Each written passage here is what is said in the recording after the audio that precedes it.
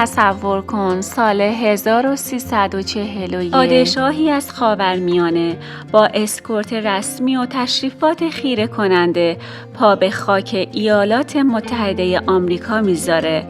فرودگاه مملو از مقامات بلندپایه، خبرنگارها با دوربین‌های غول پیکر آماده و فرش قرمزی که از بان تا جایگاه استقبال کشیده شده. اما این فقط یک مراسم استقبال نبود. این آغاز یکی از نمادی‌ترین سفرهای دیپلماتیک ایران بود. شاه ایران محمدرضا پهلوی با ظاهری آراسته و چهره‌ای آرام از پله‌های هواپیما پایین میاد و کنار او شهربانو فرح با وقاری خاص وارد صحنه‌ای میشن که تمام رسانه‌های آمریکا اون رو پوشش میدادند. در اون زمان این سفر نه تنها از نظر سیاسی مهم بود، بلکه تلاشی بود برای نشون دادن چهره‌ای مقتدر، مدرن و فرهنگی از ایران به دنیا.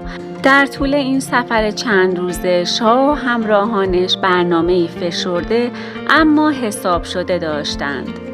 دیدار با رئیس جمهور، بازدید از مراکز علمی و دانشگاه‌ها و حتی حضور در سازمان ناسا، جایی که ایران به نوعی خودش رو کنار آینده تکنولوژی جهان نشون داد. او همچنین از موزه‌های ملی، مراکز تحقیقاتی، صنایع پیشرفته و نمایشگاه‌های فناوری بازدید کرد.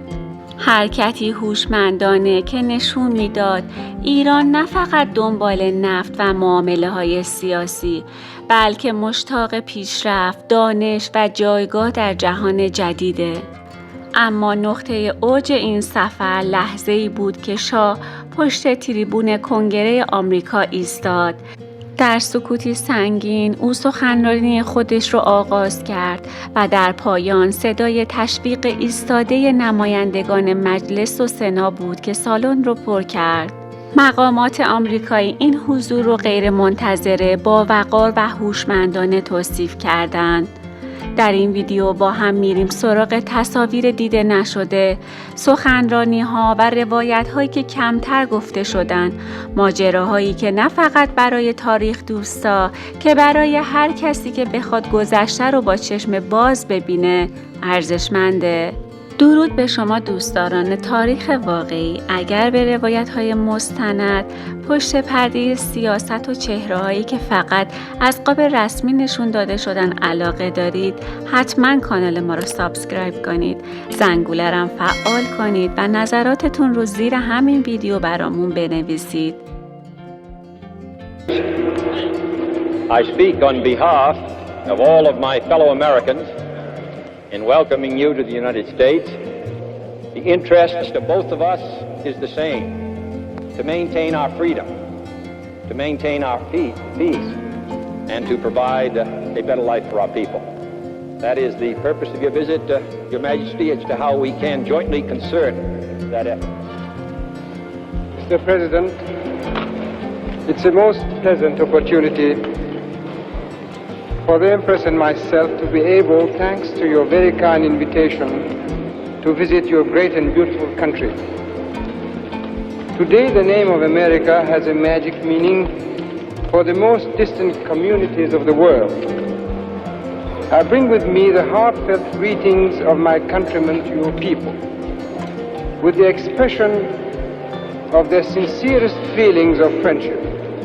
And I extend to you, Mr. President, my warm wishes for the happiness and prosperity of your great and noble nation. A state dinner at the White House. Vice President and Mrs. Lyndon Johnson are among those who join President and Mrs. Kennedy in honoring His Imperial Majesty and the Empress.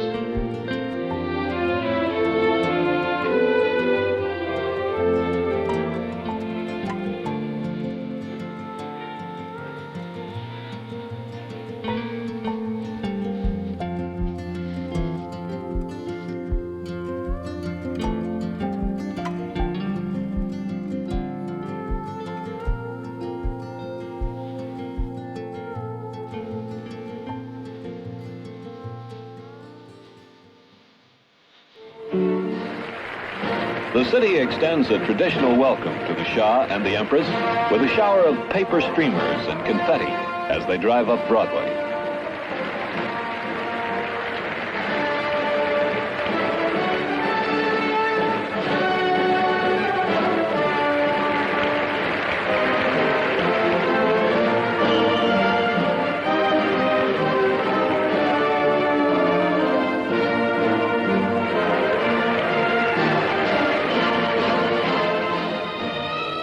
More than 1,200 friends and benefactors of the Near East Foundation face the royal visitors at a reception and dinner. For 17 years, this foundation has carried on a program of cooperative training to assist agricultural development in Iran.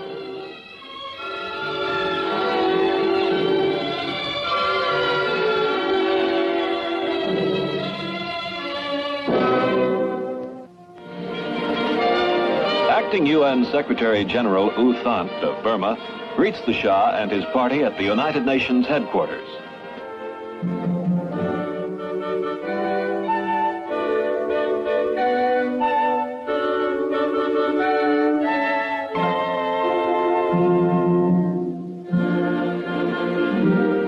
Iran is one of the 50 charter members of this world organization, which in its earliest days supported the national integrity of Iran.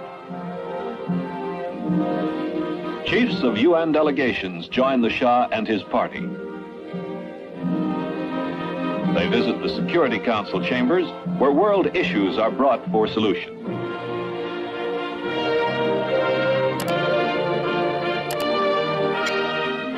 The United Nations headquarters. In the United States Capitol in Washington, members of Congress hear the Shah speak of the friendship, respect, and firm alliance that exists between the people of Iran and the United States.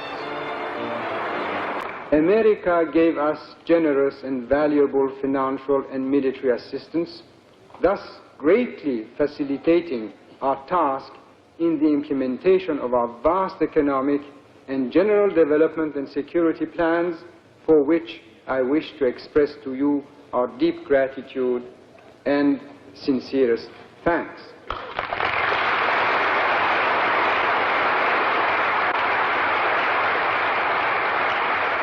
We are absolutely certain that the freedom and security of peoples around the world, as well as your own security, depend upon the will and determination of the American people to continue with the struggle without flagging. We hope that you decide, as you have in the past, that it is worthwhile. But I can assure you that whatever your decision may be, that the people of Iran have not maintained their freedom for 2,500 years in order to now surrender.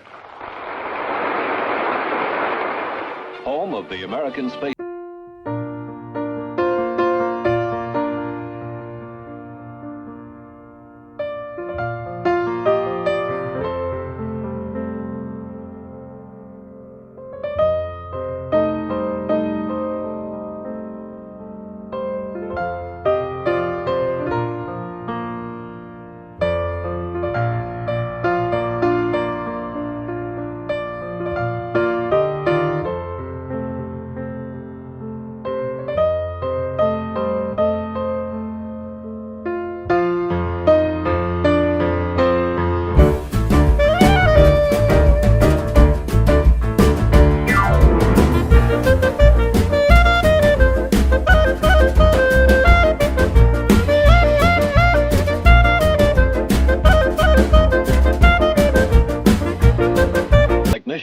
Man the National Aeronautics and Space Administration Launch and Communications Center. During flight, this is the nerve center of a world-circling network of 16 tracking stations which maintain continual communication with the space capsule. Man rides through space in an intricate vehicle containing more than 10,000 parts.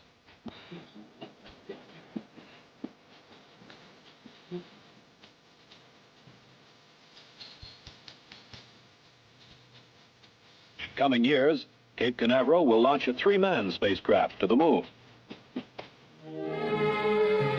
At the White House, residence of American presidents, the Shah and Secretary of State Rusk joined President Kennedy and Defense Secretary McNamara to discuss the collective security arrangements between the two nations.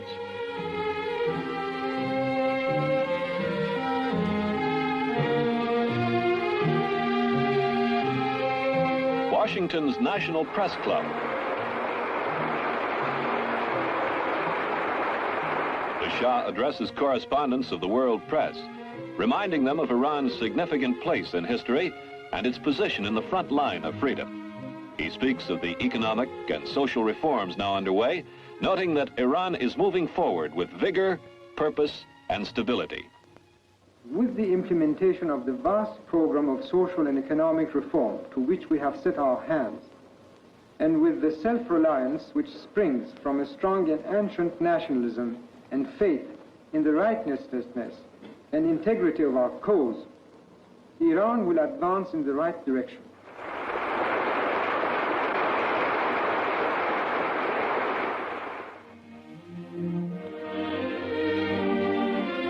The National Gallery of Art, which houses hundreds of paintings and pieces of sculpture, is host to the Empress Farah. Gallery director Dr. John Walker points out some of the masterpieces and describes the gallery's role as sponsor of lectures, concerts, and publications.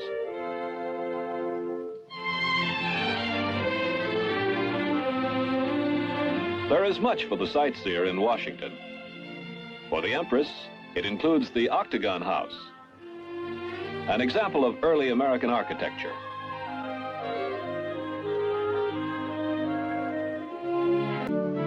New York City, home of 8 million Americans, descendants of almost every race in the world. این فقط یه سفر نبود، بلکه بخشی از روایتیه که سرنوشت ایران رو شکل داد. اما حالا بعد از گذشت دهه‌ها این سوال همچنان پابرجاست. واقعاً چی پشت این استقبال گرم بود؟ آیا آمریکا واقعاً شیفته شاه بود یا بخشی از یه بازی بزرگتر بود که بعدها ورقش برگشت؟ ممنون که تا آخر یه ویدیوی جذاب دیگه همراه ما بودید. لطفاً نظراتتون رو با ما به اشتراک بذارید و با لایک و سابسکرایب از کانال ما حمایت کنید که حمایت شما باعث دلگرمیه.